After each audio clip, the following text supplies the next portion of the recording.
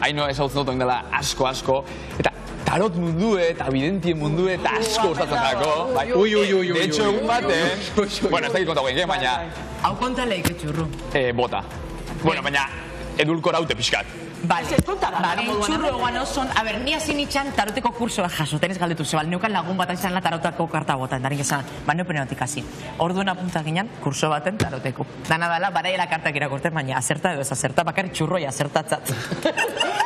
Eta, botazen etxean? Zan, botan etzan, eta txurru, amenemo ez da zozer txarra pasabiatzule, zabizela, gauza asko etxen, eta zozer txarra.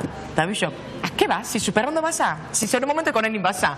Eta, ze pasa zaltxur? Bai, azkenien lankargan gaitxik, estres laboral eukinaban, eta azkenien bere momentuen neuan lanien gaztean, eta nos echamos a la calle en ETV, eta gaztea bere momentuen hori laganaban, karga laboral handizan akalako.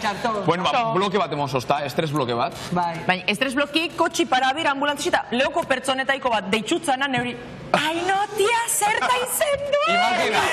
Imaginau, amen, zeuen aurkezlie, lanera juten, autopistatik, lasai, musika jartzen tal, de repente, hostia, takikardia, kristo, zera guaina, da, pentsau naban, adios, egoitz txurruka goita maika urtekin, aio, agur, ez, eta orduan zein naban, bat esos deiai deitxu, bat bi, da esan otzan, bueno, oso ondo ez nauela.